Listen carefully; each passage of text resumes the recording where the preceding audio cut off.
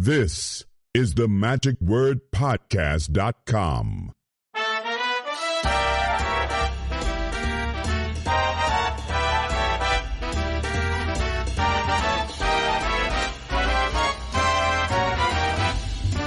Hello, this is Scott Wells for the magicwordpodcast.com. This week, I want to remind everyone that we have 1 week running on our contest that we started just last week. Jason Bird had offered us a copy of his book, Strolling for Dollars, and we have had, most about 50 people or so from all over the world, well, I should say at least in the U.S. and the U.K. and Canada, who have entered the contest. And if you have not yet done that, be sure to get your name in because we're going to run that for another week. So again, go to themagicwordpodcast.com and to last week's episode, or this week's episode, number 956. Wow, we are really moving right along pretty quickly. And that, or maybe it's 957, I think we're doing here this week, actually. But either one, 956 from last week or 958, you'll see that form you can fill out, put in your name and your email, and it will automatically go into our file and spreadsheet, and that it will be eventually, whenever I hit the button, then it will randomly select a winner for that book. Anyhow, I want to make sure and remind you for that. Also, this week we are going to be speaking with a person who is the most illustrious, or actually the past president of the SA International, or past national president of the Society of American Magicians, that they call most illustrious, but he's also a He's also an illustrator, let me put it that way. He is a wonderful illustrator and does graphic novels and the comics and things that he puts together. The kinds of magic posters he's done is phenomenal. His full-time job, actually, or I guess in a way, is kind of part-time. I mean, there's so much he's doing with magic because he's a regular performer at the Nashville House of Cards. He also is a licensed therapist, so and can play multiple instruments, musical instruments, quite a polymath. Anyhow, this gentleman is someone I know that you're going to enjoy our conversation with him here this week. I certainly did, because it's not that we were all over the board. We just did cover a lot of subjects, and he is excellent at all of them. I do want to mention up front that partway into our conversation, and I'll really say more like about 3/4 of the way in, I was referring to another friend of mine who is an artist, and he goes by the handle of Magician with a Paintbrush. That's where I kind of got the idea of this week's episode of Therapist with a Paintbrush, because this gentleman's name is Rick Heath, and I could not think of his name. I was racking my brain as we were trying to chat, and he couldn't come up with the name either. And so between us, it's like, oh man, we just had a brain fart. And I apologize, Rick. But that is one of the great episodes I do recommend that you go back in the archives and take a listen to. So also, speaking of that, I think it's important that you do go and subscribe to the pod letter, so this way that you are given suggestions from the archive from week to week, and you can click on those, and it's easy to access them through that. Anyhow, we got a great conversation this week. I'm not going to keep you from it. I'm going to introduce him right now. So please welcome my guest and my good friend, the illustrator, the artist in residence, at least at his home, Mr. John Midgley, here on The Magic Word.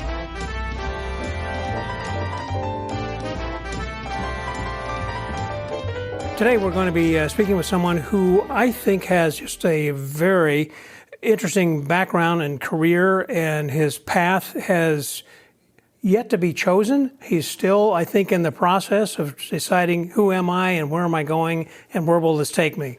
And I think there are a lot of us, a lot of magicians who are out there who are listening, are kind of the same ilk in which you are wondering similar things. Am I doing this right? What can I do with magic? Can I launch this into a full-time career? I have a part-time now, or sometimes I'm not doing so well as a full-time magician. Should I take something up as a part-time? And if so, how much a part-time should that be? And to what extent should that be? But I'm kind of getting off the tangent. We'll get into maybe some of that. But the main thing is just giving you a little bit of background about my guest, John Midgley, today, because John is someone who is most recently the past national president of the Society of American Magicians. And his full-time job, I guess, is split evenly between being a therapist, which everybody needs, particularly magicians. We are all OCD. We were just talking about that to a certain degree, as well as being a magician the other 50% of the time. And 100% of his devotion goes towards his family as a husband and a father then as well, that he knows his priorities and acts on them then accordingly, and has a lot of interests. Many of you know he is an artist. If you have followed him anywhere on Facebook or on Instagram or some of the other social media, you've seen some of the fantastic artwork that he has created, and I want to talk a little bit about that because that's another direction. Again, magicians are artists, and in this case, he is a true artist of the form of actually creating art, not only performing art, but also art on canvas. And I'm now going to let him talk for a while. So let me welcome my guest and good friend, and also a patron and a listener and a friend of the Magic Word, John Midgley. Hey, John. Hi, thank you so much, and what an honor it is to be on your podcast. Well, it's been too long. You've been involved for a long time, and I kind of had my eye on you about thinking, I'm always looking for somebody who has something that they can share with the rest of the community that people can learn and grow from by listening to your story and your background. Yeah. And a lot of magicians will have the same journey. Well, I got started with a magic kit, or, I now do shows, and it's like, good for you. But, there are so many other aspects that make a magician and get you to where you are. Yeah. And I don't know where to start, whether we talk about art or... I know where I could start. Okay. So part of the journey is that discovery period. And so I am very honored and excited to be on your show. And one of the reasons why is because it's a big part of my journey. I've been listening to your podcast for I don't know how long, right? Before I felt comfortable enough in engaging with other magicians. And so, that was kind of my foot in the door or my toe in the water. And over time and getting... You weren't performing when you first started listening? No, I was amateur. I was an amateur magician. I was pretty competent. Family and friends and neighbors. Exactly. Family, friends, maybe the occasional gig, maybe. But that changed accidentally when we moved to Nashville. But the reason I brought the podcast up is I never would have guessed I'd be on Scott Wells' podcast. Holy crap, are you kidding me? And then today, here I am on Scott Wells' podcast. So one of the things I'd like to share, especially for the younger listeners, is, guys, things are possible. And I think that's a big part of my journey and where I went, because one of the big questions I probably get from the therapist world, so I'm a social worker, I have a master's degree, did many years of crisis intervention, oversaw large programs nationally, and it's very, strenuous work, but it's essentially the highest you can get in that line of work. Mm-hmm. And then I decided to say, no, I'm done with corporate world, I'm going to go be a magician. I don't want to be a doctor anymore. I don't want to be a lawyer. Therapist. So I started carving my own path, and part of that journey was just some of the health issues I've been challenged with. And so it really helps to put things in perspective of, I get one life and it's not a dress rehearsal. And how do I want to engage my time on this earth? And I think that's what ultimately gave me the permission to become this weird, goofy, all different facets of my personality and just allow it to be.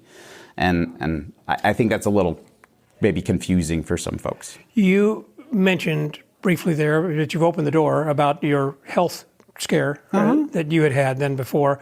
Was that the period or the time in which you thought life is short, or had you already realized that earlier?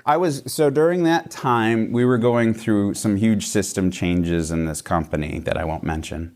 And my team wasn't being treated and compensated correctly, and people didn't know how to solve the problem. And so what ended up happening is I was working 24/7 from December 24th until February 3rd or 4th, because people were going to be homeless without it. And so that's when the ball started rolling. At this time, I was already fortunate enough to become part of the House of Cards resident performer. So I was doing that part-time. And that's a whole other discussion. Those people help polish me into a performer where I feel confident and comfortable. We'll get to that, because I do want to talk about theaters and how you got into that. Yeah. So it was the stress level, and I mean, it's very likely the stress was a factor in the physical ailments as well that manifested, since the central nervous system and stress are very closely related in how they communicate with each other. But this isn't a biology lesson, so never mind. Could be. So anyhow, my question in there was that when you realized that, was that when you just started to have kind of this epiphany of thinking, okay, that life is too short, and that I really do want to enjoy life to the fullest by seeing what else I can do? I think not as clear as that. Okay. It was more subconscious. So it was a slower kind of... Well, it kind of... Wasn't Eureka? It was Eureka, but it wasn't a conscious Eureka. So essentially what had happened is I was trying to play or be this person that I thought I needed to be and be strong enough. Well, you can only be strong and hold something for so long. And so I think what ultimately happened is I collapsed from that state. And then essentially my authentic self came floating back up. So what happens, and this is very directly related to therapy, is many times people are holding their authentic self down. And it's very similar to holding like a beach ball under the water. And you can do that for a while, but eventually You gotta let go. that sucker's coming up. Yeah. And I think that's kind of what my journey was. And then it's like, holy cow, life can be different, and maybe I don't have to suffer in the way that I was. So I hear you saying, for other people who are listening out there who might be under those same kind of pressures, that they should probably let go? It's up to them. So it's where someone's at and what they're ready to do. And so sometimes you need to hang on to something. And so I don't want to tell somebody... Everybody's different, sure. Yeah. But part of it is the journey and understanding. I said it early on. We get one chance at this life, and it's not a dress rehearsal. And so I decided, well, dagnabbit, I'm going to be a comic book artist. And so I made a comic book for just me. So there you go. Is that right? You didn't publish it or anything? It was I've got 2 issues done. Yeah. And did you have those printed like at Kinko's or something? No, or you just I print them out? I'll show them to you after this. Okay, so it's something you just printed on your printer at home. You can, but what I'll ultimately do, because I tend to work on projects, I love working on projects and being a little creative. And so likely what will happen is once that work is completed, I might do like a short run and give some away to some friends and stuff. So just kind of like the art prints, I do just a few runs. And you also do the story. It's not just the storyboard and everything else, but you create the story and everything behind it. And I think that usually with in graphic art, comics, you have a person who is a editor who writes the story, then someone else who draws it, someone else colors. I mean, in a bigger thing, but you are the whole... I'm doing it all. Everything. Yeah. I have a problem asking for help. And with that, is it something which was a superhero, or was it about you, or does it have magic? So the character's name is Voltiac, and he is essentially a depressed superhero who has a really bizarre father whose best friend is completely neurotic and hilarious. Okay. And so it's completely silly. It addresses some real issues, but in a very light way. And it has a very deep philosophical underlining kind of message behind the ultimate story. But again, it's all under the guise of silly, playful, humorous, because I find that's more digestible. And was that therapeutic for you to actually get this out? I mean, was it cathartic from the standpoint that's like I released this finally? And I mention that because I had a fellow on a while back, many years ago, who is an artist, and he had dark dreams. And he said, I could not sleep until I created this artwork of these dark to get it out. monsters. And once I did, I could sleep. And then something else crept back in. So it was a way of kind of releasing that. So, yes. Yeah. I think there was, well, at the time, because the first issue I did like in 30 days. It was insane. But I was in a panic. I was in survival mode because of the cancer I was going through at the time. And so I was in this bizarre rush of needing to do all of these things in case I died. So my family had all of this stuff just in case that maybe something would afford them to give them money if I were to die. So I even wrote a book for therapists during that time that's not published currently. But you were just an overachiever. I'm a worrier, probably. Let's call it anxiety. I'm motivated by anxiety. As you're sitting here, you're rubbing your wrists. You're a worrier, like you're worrying right now. Well, I'm thinking, and this is a lot to do. So, magic-wise, as far as the SAM, I'm assuming that you probably joined the local assembly in Nashville. Is that kind of? So we don't actually have an active local. I know they assembly. had a ring there. Yes, there's a ring. I'm friends with a lot of those folks. I am pretty busy, so I don't go to a lot of the local meetings, just because when I'm not performing, I'm seeing clients, and if I'm not seeing clients, I'm playing with my kids, and so I'm pretty busy. So with the SAM, again, a lot of people will wonder, how is it that you get on the board? How do you get politically involved? So I love the Society of American Magicians. I am way more than biased, and I put that. But my experience with the SAM has always been good. I have not had a bad experience, and if there are frustrations or things that occur, it's really easy to talk through things. And so it was a really easy, gentle process. And so I got in. We were about to have our first child. And I was like, well, I'm going to be home, and I'm going to be reading. So I'm going to join some organizations. And then I started getting an idea for like the assemblies, right? I couldn't go to, at that time I was working third shift crisis work. So I was working overnight and sleeping during the day. In an office building. Is that right? I mean, I would travel. I mean, yes, we had an office building, but if there's a crisis situation or hostage negotiation or something, I'm out driving to wherever that location's at. That's when. So we have a virtual assembly at the Society of American Magicians. And so I had the idea of, I want to create a virtual assembly. And this is 20 years ago or whatever. And because I can't ever attend regular meetings, and I would like a meeting space. And I reached out to the secretary, who handed it on to the current president, David Bowers, at the time. And I got a call the very next day saying, hey, let's talk about this.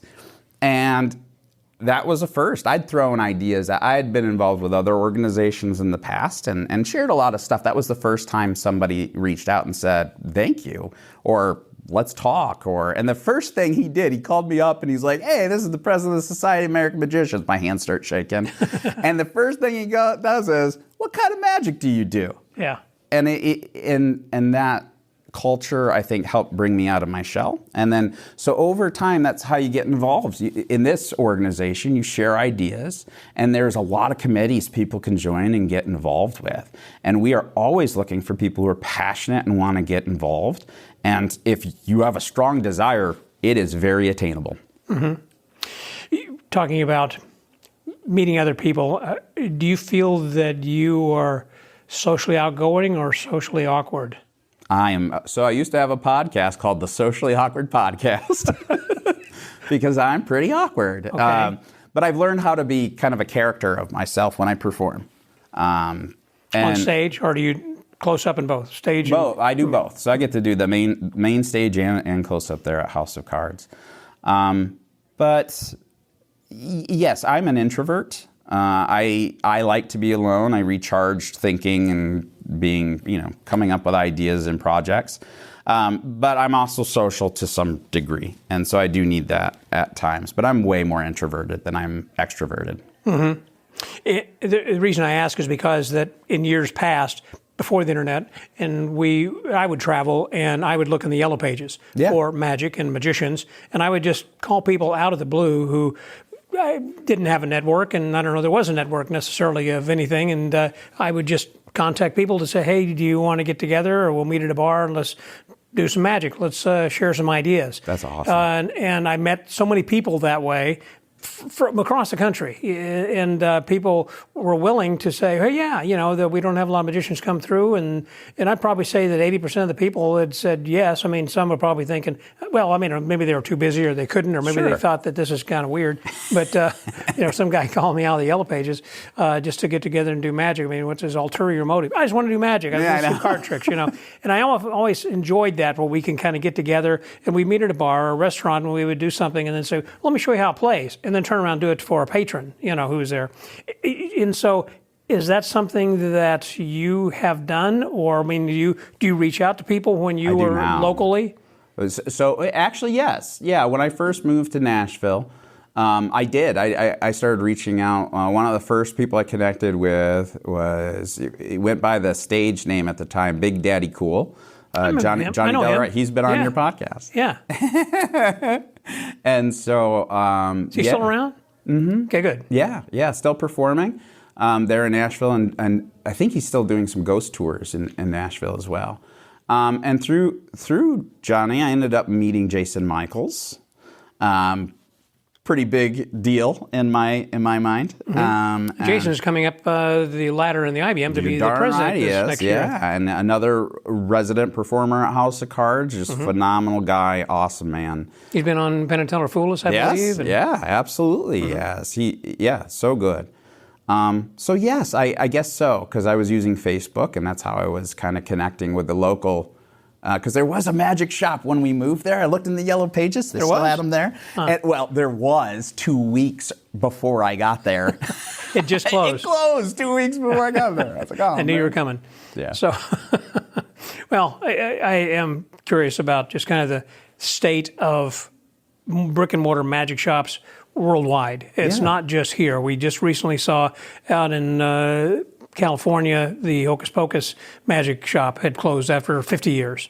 And I reached out to try to talk with someone there, and I haven't gotten anybody yet to reply, but I'd like to kind of hear their history and how they got started and how they ended. And what I'm sure that I can predict that their demise, as most other brick and mortars, was because of online, and it's hard to compete with all of that. Because I remember Williams Magic Company, I think out in Tucson, talking with Emery Williams, and how he had this. You might remember his truck that was on the road, and he had a traveling magic shop for a period of time. And it was an interesting model, but when you stop and think about the price of gasoline going up and up and up, and how much you got to sell for the profit margin, et cetera, because you're going into a lot of towns that don't have magic shops, and so, but there are not a lot of magicians that would. Anyhow, I'm kind of no, I hear you. Yeah. So, what are your thoughts as far as like the future on a brick and mortar? You think same thing is going to be starting to close up, like newspapers? My educated guess is the pendulum will start to swing the other way a little bit. Do you? Okay. So, and the only reason I think that is because of the music industry, and that there's a certain group that only loves vinyl. And so it's kind of like return to simpler times, I think, in people's heads. And so it's not going to be a full pendulum swing back, but there might be a slight shift. It really hasn't moved too far as books go, because most of us still like the look and feel and smell of paper, even though that everything has gone digital. And even the SAM, the MUM magazine of the SAM, has been digital for a number of years then as well. Printing costs are just crazy. Well, that was what I was going to ask then next. As far as I know, like with the IBM, I do not know how they can keep a print magazine going without having advertising. And I think each time I look at it, there may be one, maybe two paid ads. The others are trade outs or whatever. I just don't. Sure. And I don't know. The MUM may be having a similar kind of issue. Yeah. The current most illustrious could speak to that. Okay. I don't know. I don't always get let in the back room. So. Okay. No, but you bring up a good point. And it all ultimately comes down to just us as a group and a society and a culture and what we choose to do. And so the same thing with vinyl. A group starts to determine that this makes sense. And so because of that, a demand is there, and now vinyl is more prevalent. So I actually have stopped buying things from online retailers mostly. And I go through Brett Braun's brick and mortar magic shop, and that's a conscious decision. because I want to kind of support those efforts, but I also consider him a friend and things like that. So that's a very good point. I think you've touched on something very important. That is the friendships that the dealers make with their customers, certainly. And the advantage of that is that they can make recommendations because they know their customers. 100%. When Dick Hatch was still here in town in Houston, and he had H&R Magic books, and he would call me and occasionally say, "Hey, we got a new book that came in," and he said, "I think this is up your alley because you do this kind of a thing. Yeah. This would be great." And so, likewise, I think if you have those relationships, that's why they last longer. 100%. Well, Anthony Gerard, you just interviewed my mentor. Yeah. Oh, was he your mentor? Oh, he's the first guy. He's the guy who taught me. So he's the guy that I looked up in the yellow pages. I was going to Western Michigan University. I was like, I want to learn magic. And so I looked it up. Timid Rabbit Magic Shop, driving over there. But Tony, I mean, talk about being intentional in his guidance and leadership. And he was so good. Like, I was ready to buy things I was not ready to have. And he would tell me. That's a good dealer. That is not, your online retailer isn't going to be like, well, you're going to buy it, but you're never going to use it. Right. And I was like, I'll buy it. And he's like, you can buy it, but you're probably not going to use it for like 3 years. That's a very good point. I imagine a lot of us buy things because we see the demo online and think, I want to look like that. I want to get that reaction. Yes, absolutely. But it really doesn't fit you for a variety of reasons. Right. And so by the way, I did buy it and I do use it. And I'm glad I did. But he was honest about it and he was right. I didn't use it for a long time. So. Well, Tony's a great guy. He's one of those guys who has just a deep history and knowledge of magic, and obviously can talk for days. Well, there's another thing. That's the other thing that I learned in joining communities and magic organizations is these friendships. Like, I'm freaking talking to Scott Wells on his podcast, for crying out loud, right? And I'm having dinner with Mark D'Souza and John Sturck and it's just, it's awesome.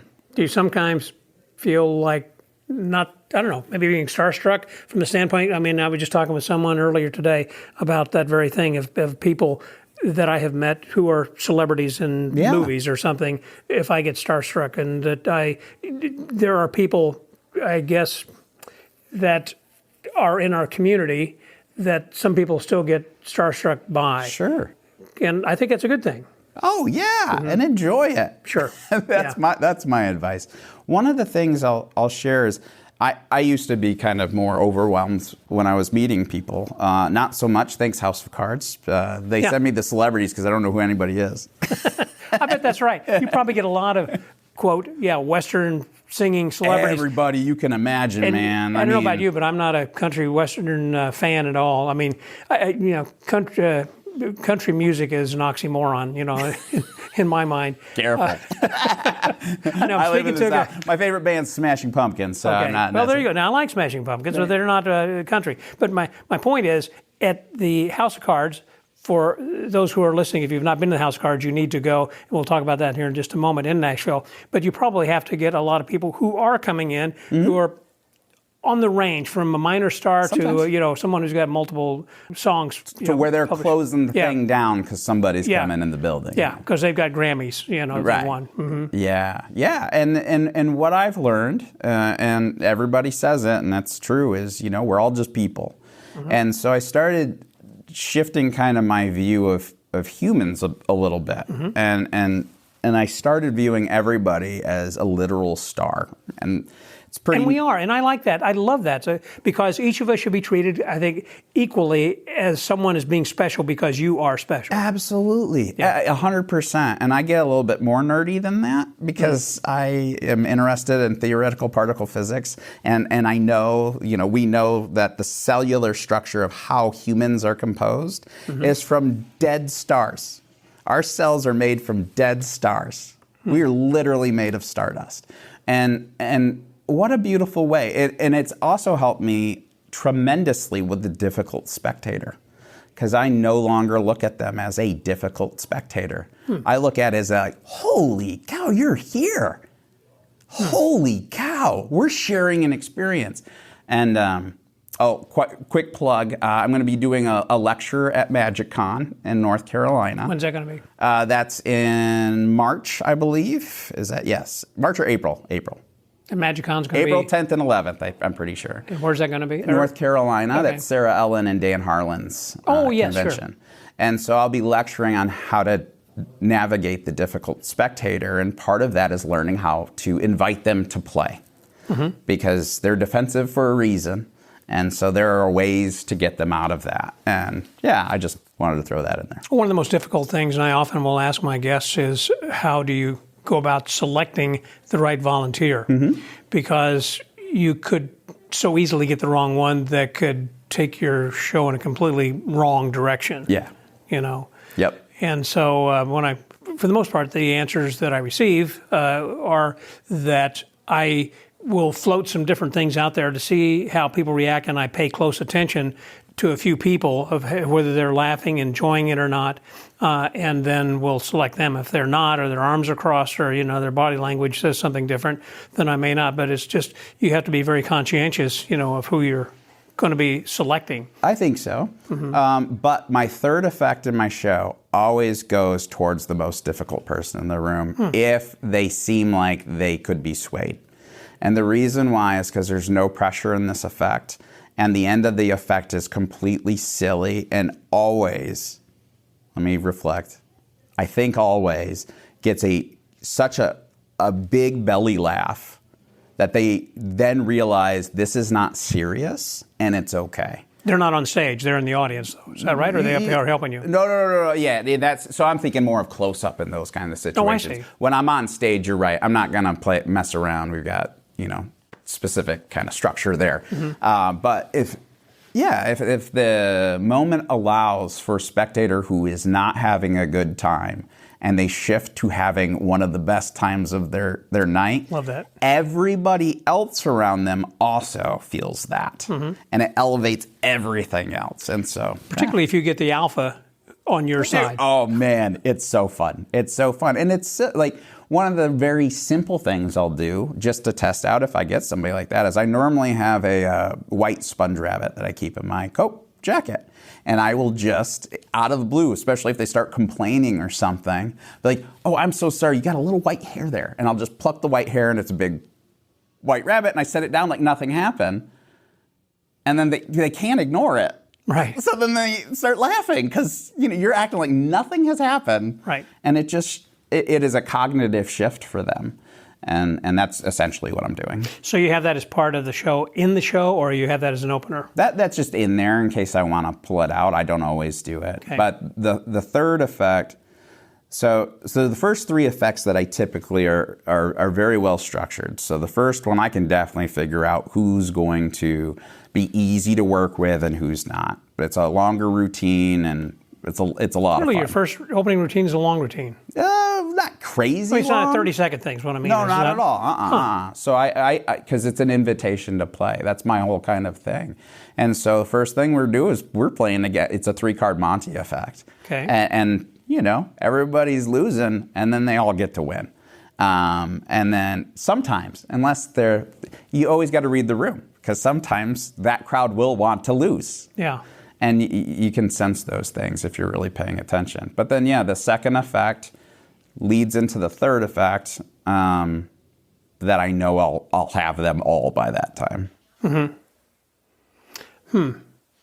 Yeah, I like to have a quick opener to determine whether or not that group wants to have me continue. Yeah. If it's something that's going to be protracted, I don't want to get into it and they're kind of like, when's this guy going to leave? Let me back up a little bit. So this is at House of Cards when I'm doing close-up and on the stage. If I was doing restaurant magic, yeah, that's what I'm talking about. I would not do that opener. Okay. I would do something. Makes sense, because the House of Cards, like the castle or any place. They're coming there to see you. That's right. Yeah. Yeah. So yeah, if I did restaurant magic, I know exactly what I'd do. I'd introduce myself, ask them if they have a favorite playing card, because I always ask, and then they almost always pick it. And then if they're not feeling it, real quick, I got that bunny that's going to hop out which that bunny's also going to end up going on top of that card that they selected, which is later going to change, and that's all going to happen in about 90 seconds. So, yeah, sounds like a good structure and something that's worked for you, then for a while then too. Man, it's the reps. I feel very much like a jazz musician when I perform.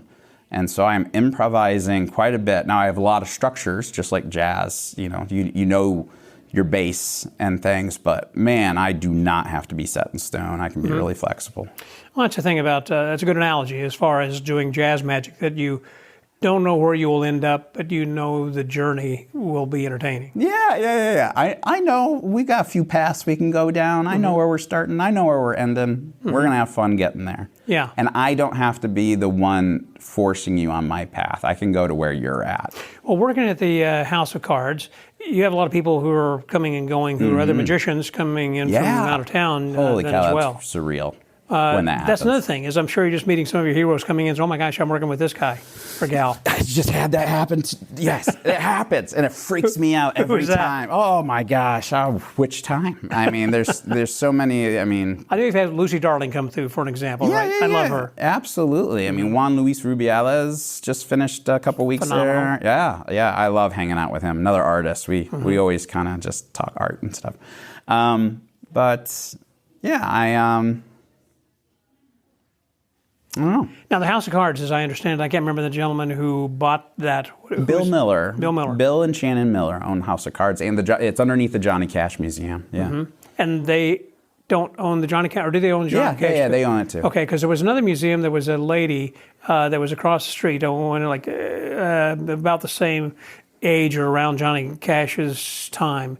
Patsy Cline? Patsy Cline, Yeah. But that's closed, I think. It was. No, it's still open. I think Bill owns that too. Yeah, I think he had. I think Bill owns Nashville. But he had an ownership in that, I think, out in California. Is that right? And then closed that and moved it to L.A. Maybe. To Yeah, Nashville. I'm not 100% sure, but I definitely know he's done business out now. But his interest in magic was, I guess, basically because he bought these cards to begin with, and which are displayed, that are some antique cards that are on the pillars downstairs. Oh, man. There, you're familiar with what I'm talking about? Yeah. Well, talk a little bit about that. So, from what I recall when I talked to Bill, he loved the Magic Castle, and so that was a big influence. But he does have the North America's largest vintage playing card collection, and many of those.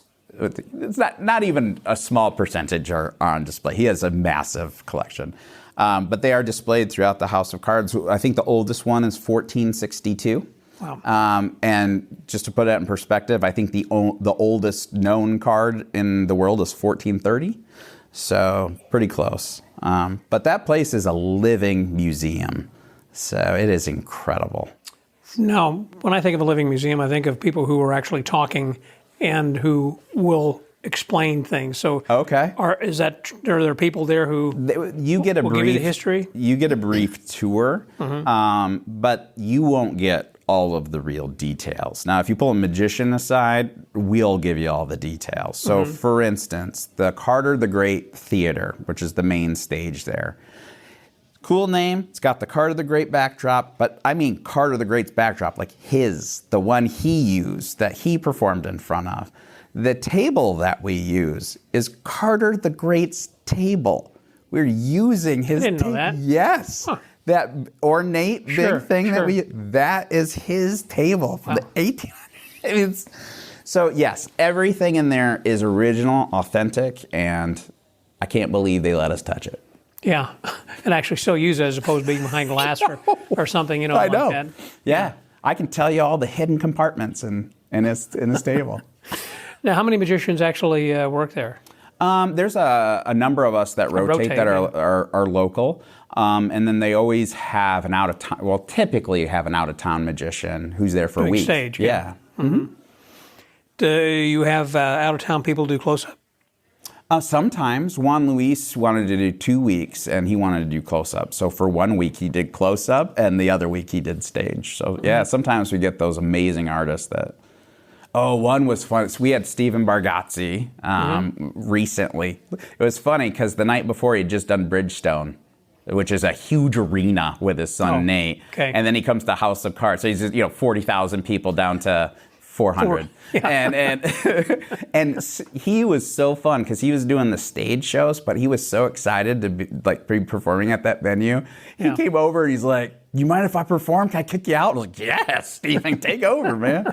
So sometimes you get things like that, like these legends that just want to perform. And I know when you talk about the Magic Castle that Joey Martinez then had come over from the castle and is now the entertainment director and everything. He worked there as another capacity, but... he's the general manager there at House of Cards. Yeah, amazing man. Love that man. Like a brother. And he gets, good people who are coming in all the time and those who are working. So did you audition for that then? So it's kind of a journey for House of Cards. So early on when they were first opening, I did get an invite and I did audition, and I was told that they wouldn't be on the regular rotation, but maybe if they need somebody, I would fill in. And then I got more involved with SAM and actually started doing shows. And I was performing at the Melting Pot in Nashville before the bombing.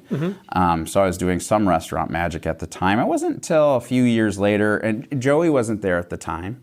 And so it was after Joey got there and after COVID, it was Ryan Shadow, who's one of the regular performers there, because I love going to House of Cards. So just as a guest. Yeah. Oh, and the food's amazing. Yeah, I was going to say, and have their pork chops. That's my favorite. Oh, it's so good. Yeah. I was still going there, and I was talking to the magicians, and so I guess just with anything, it's the people you know, and form some good relationships. And Joey's like, "Well, we'll give you a try," and that was over 3 years ago. Yeah. So. Because I know they've got some pretty good magicians in and around Nashville. And I say it around because when I was there last time, there was a fellow who said I drive 2 hours to get here. Yes, yep.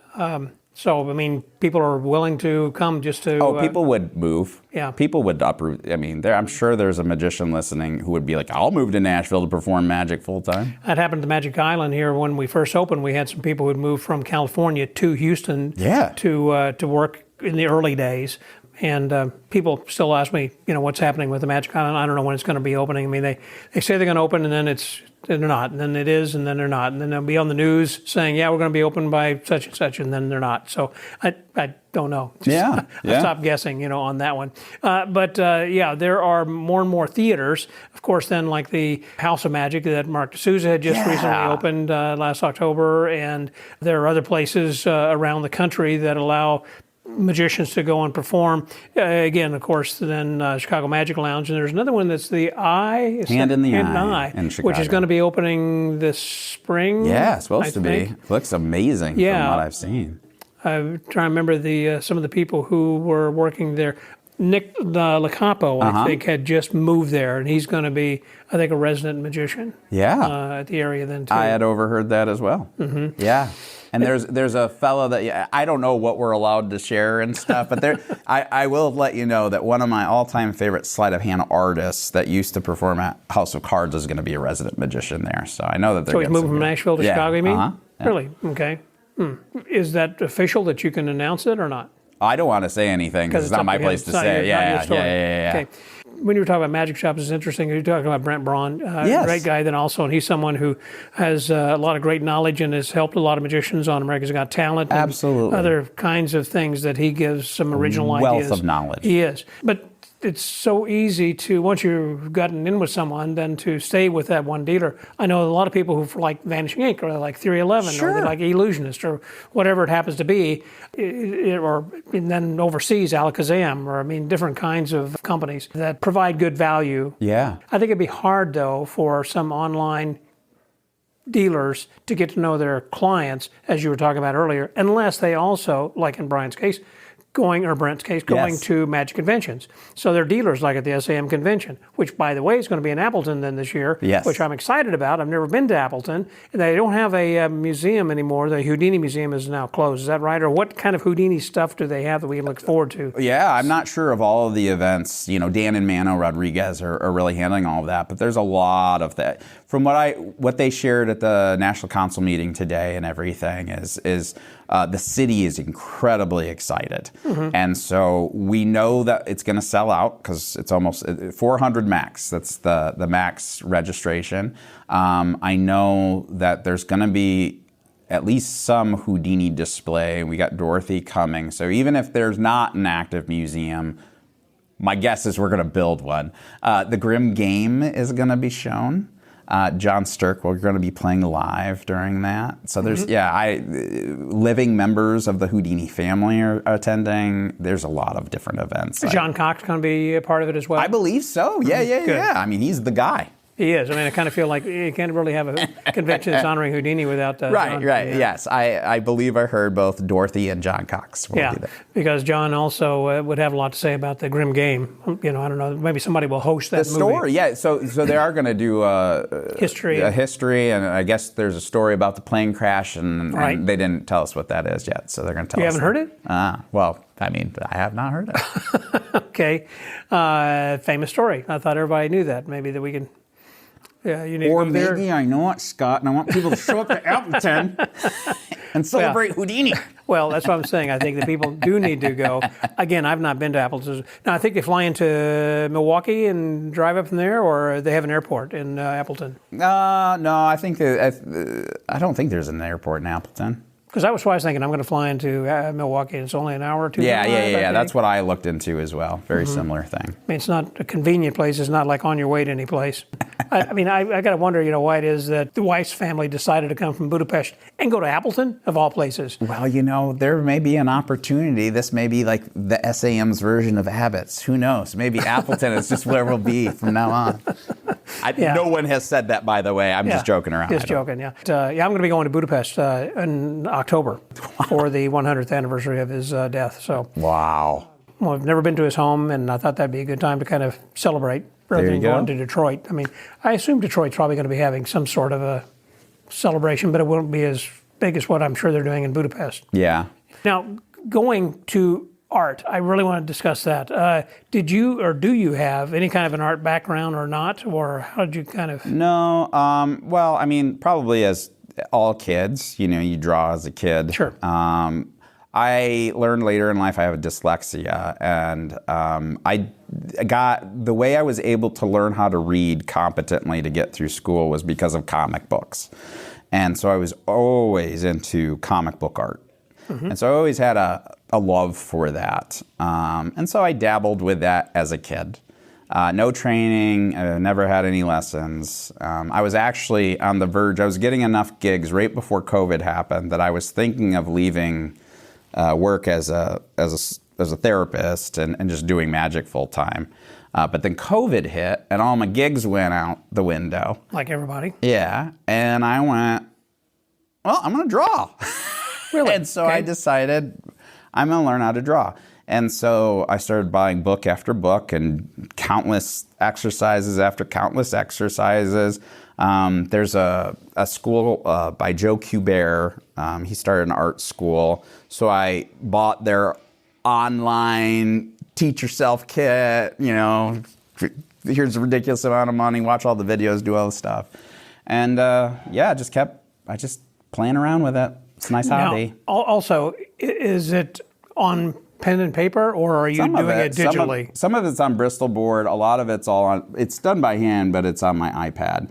And so it's all pressure sensitive. Well, that's what I thought, because on Facebook, you always say, I've put in X number of thousand lines. And I'm thinking, if you're doing this like just on a chalkboard and you're doing it on a piece of paper, it's like, how do you know how do you keep track? Yeah, it counts. 1, 2, I mean, that is really OCD if you're counting your lines as you're drawing. Yeah. But it counts them for you, I guess. Yes, it does. That's what I figured. If I get to that point, it's time to change my medication. Yeah, that's a little bit weird, a little bit too much over there. Now, how do you go about then deciding who that you're going to be doing? I mean, aside from taking people who are coming, what am I trying to say, commissions? Oh, sure. So I don't really do that many commissions. I sometimes I will, but I don't often take them because I like kind of just doing it for fun. The initial idea was, I'm going to make posters of magicians that don't have posters that deserve them. So the first kind of real project I set into was Tony Slidini, and then I did Eugene Berger, and he had passed by that time. And Bruce Calver, who gently pointed out, he was like, "Those are really nice. I love where that's coming from. Really wish they could appreciate it." And that put things in perspective. I was like, maybe I should do some people who are alive. And so, then I did Danny Goldsmith and some up-and-comers. But yeah, it's just kind of when I'm struck or inspired. So the last illustration I did was Nick Default. I think Nick is one of my favorite performers. He's good. I just love it. And I just wanted to summarize his act as I saw it. And so, yeah, that's how I pick. In talking about how that you kind of got started in that, it reminds me, in your case, it's like I've got time, and so this is something I think I'll try to do and pick up since I was a kid. I enjoy doing. But I was thinking about Legrand David's show, which when they were getting started, and Cesario was pointing to people, say, okay, you'll be in charge of costumes. You're going to be doing the advertising. You're going to design the props. You're going to be selling the tickets and doing the front office and kind of pointing to different people in his troupe, know, that he would be saying, you're going to be responsible for doing this. And the one gentleman then who was in charge of all the posters and the artwork, just like the others who weren't necessarily tailors or knew anything about sewing or painting backdrops, like, well, okay, you tell me to do it. Yeah, yes, sir, I'll figure it out.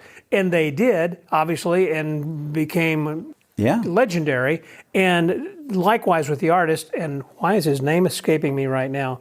I had him on the podcast. He's a good friend. I just haven't mentioned him in a long time, but he was amazing. And he said, I had zero training as an artist. It's kind of like, okay, just like you, I'll figure it out. And he did. And right away, I mean, the kinds of posters and things that he had painted and developed were just amazing. And that's what he does now on a full-time basis, is he does take commissions and does portrait architecture and everything. That he's lectured at the IBM also as an artist with a paintbrush.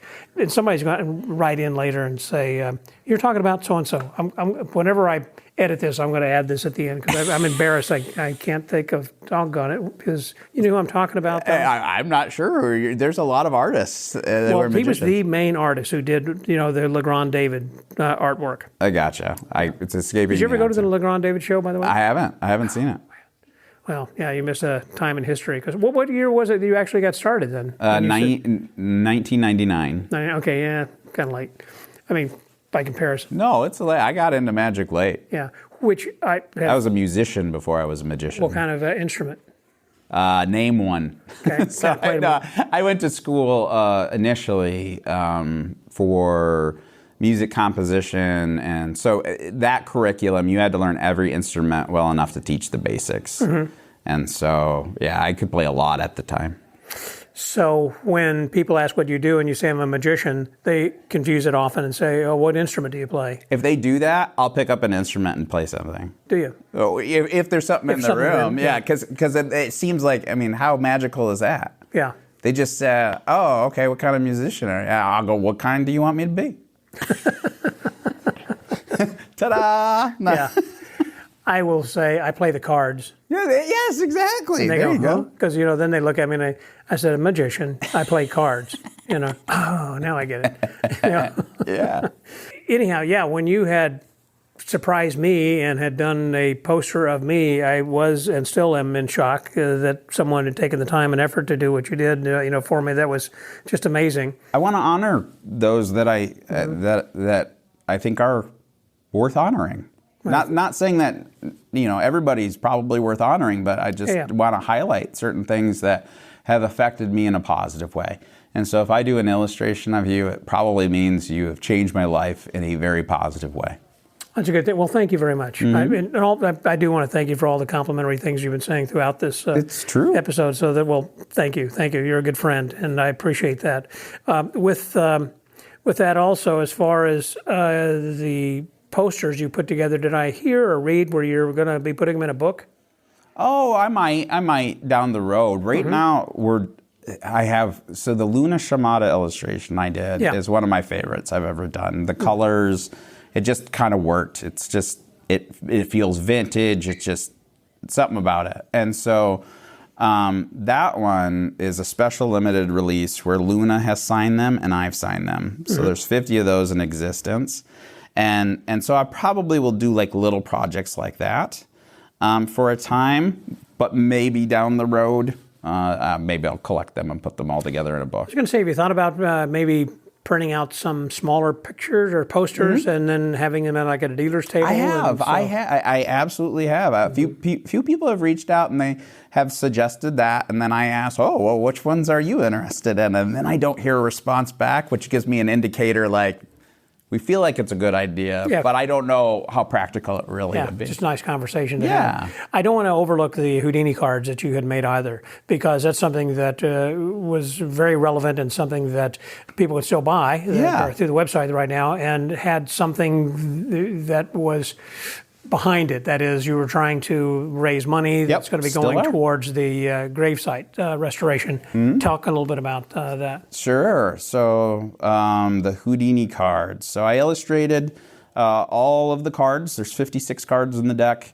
The box itself is pretty cool. If you take a hairdryer to the edges and loosen the glue, the box will come apart, and there's messages underneath the flaps and things that you can use and relate to like Houdini's life. But the Houdini's represented kind of throughout his career in the deck of cards, and it's to kind of celebrate all the different facets of his life. And then the proceeds have all been going to the Society of American Magicians gravesite restoration program. And so thanks to everyone who has helped and contributed. I was so relieved when we finally got out of the red and into the green, because that was a lot of money to put forward. I would imagine, but I don't think people necessarily realize how expensive it is to make playing cards, because there are so many different Kickstarter and crowdfunding types of programs to put money behind these projects, particularly for playing cards. And I mean, it costs probably tens of thousands of dollars, really, to actually, I mean, aside from your time, but I mean, physically to have the cards printed and all the work. Oh my goodness. Well, that's been the hardest part, but hey, we got it. Yeah, we got them done. And so if people wanted to get a card or go and look at them, the HoudiniCards.com or what? Yeah, I don't know if that was, so I've quit paying for that domain, so they can go to my website, which is johnbmidgley.com. Or if you are near Dorothy Dietrich's museum, I gave her a bunch of them, so she's got them for sale there as well. But yeah, HoudiniCards.com was the old website. It may still be up. And there's still, I think, 2 uncut sheets left. And how much are the uncut sheets going for? $40. That's a cheap deal. That's great. Well, I'm not trying to rip people off, and I do want to thank Sean Farquhar again. He is the guy who educated me on design of playing cards and hooked me up with his guy that makes his playing cards. So they are fantastic. Yeah, because he's got the house cards. The Hidden Wonders. Hidden Wonders, thank you. And he does have some beautiful cards. Oh, they're just the best cards ever. They feather so nicely and feel great. Yes, and that's exactly the same quality that the Houdini deck is. He's a wonderful card guy, and so it's. It all comes back to all these people again. Yeah. How appreciative and how giving a lot of the members in our community are. Yeah. And so, as we're talking here right now, we are in the midst of, or you just finished the annual meeting for the National Association. Yeah, the mid-year meeting. Mid-year meeting that the Society of American Magicians does, because Matthew Crabtree lives here in Houston. Yep. And then the incoming president is Mark D'Souza is coming in, or who's going to be the next? No, Michael Heckenberger is the president-elect. And Mark D'Souza was nominated for first VP. So he'll be, if things go in 28. If the trajectory goes as it looks, it will. Yes, exactly right. Yeah, exactly. And so you're enjoying your time now as being past president? And I really am. Oh my gosh, I love sitting in the back. Was there a lot of pressure when you were president, you felt? I mean, I know you probably had a lot of things you had to reply to, and tons of emails a day, but appearances, et cetera. Yes, it was definitely a lot more pressure, or felt like more pressure when in the seat than how it is kind of being more of an advisory role. Yeah, yeah. It's always the prime place to be is the power behind the throne. For people for the king to turn around and say, "Am I doing this right, or what do you recommend, or should I go this direction?" It takes a village. It takes a village. Ask for help. Well, and the SAM is a good one, and it is a village of people. They got about 5,000 members out there. Yeah, we got quite roughly? a few, and I see us growing. So Internationally as well? I hope so. Yeah. I hope so. But Who is the international ambassador? Or do you have several? I forget who it is. Well, Mandy Davis is England? Yeah. She might be all of it now. I'm not 100% sure. It's Okay. who our current most illustrious appointed. Seems like I recall years ago that Terry Seabrook was, I believe, an international That sounds. ambassador. Why is my brain blanking now? Darkstone. Oh, Anthony Darkstone. Yeah, That's right. yeah. There's another big support. Another Texas guy, right? Yep, originally? that's right. Well, yes, he does. I think he claims this. He's in Portugal. Was he? Yeah, was. Yeah. But he lived here for a while. Yeah. He was very nice in helping to build my confidence. So it took a lot of people to help encourage. Sometimes folks need encouraging coming out of their shells. And luckily, this community had a lot of people who said, no, it's okay. Come on. Yeah, yeah. Well, you're able to balance everything so well, it sounds like, as far as like with your family and I got them career. fooled, folks. And that's something, again, that a lot of magicians who are working part-time then right now, are wanting to make that leap. Have you thought about going 100%? Or is that something maybe after the kids get out? Or? No, so I get to perform magic a lot. And it's awesome. So Well, being in the House of Cards, it is a lot. Yes, yeah. So I would say I am a full-time magician, but I also have a full-time therapy practice. Okay. And so I have found, surprisingly enough, that the worlds merge very, very well. As I was kind of explaining earlier, I really enjoy those people who are hesitant to come to a magic show or flat out hate it because I can get them to laugh. Flip. And it's so fun. Yeah. Well, I just join them where they're at. Right? So if somebody's like, well, magic's stupid, I'm like, you're darn right it is. You just go with them. Go on the journey. You don't know where they're going to take you, but it's going to be entertaining. I like that. That's a good viewpoint. Speaking of a good viewpoint, I'd like to know what your magic word is. Oh, so... We're at that point. Yeah. I'm stealing yours. Gratitude. Okay. That sums it up. I am thankful and I am filled with gratitude for all of the opportunities and the people and the stars that I get to meet. And by stars, I mean people. So just tremendous. Yeah. What a world. Because we're all stardust. You're darn right we are. Yeah. Own it. Have fun. Enjoy your life. Own it. There you go. John, thanks very much. Appreciate Thank you being my you. guest today. It's awful good to chat with you. Went too fast. My honor. So glad that you came to Houston to join us and this all worked out. So for the Magic Word Podcast, that was John Midgley. This is Scotty out.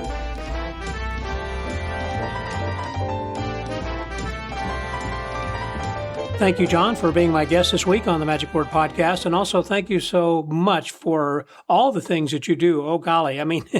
We scratched the surface on a lot of things, including just kind of getting into the playing cards that you had designed and everything. And that just took a long time and a lot of money on your effort, a big investment, I know, with a hope and a dream that everything was going to come back through. I'll also mention that, of course, this was done out of the love of trying to raise some money for the Houdini grave site, which is in such a state of disrepair. The SAM is trying to raise money. They are now a 501c3, so that way that you can have an opportunity to have this tax deductible.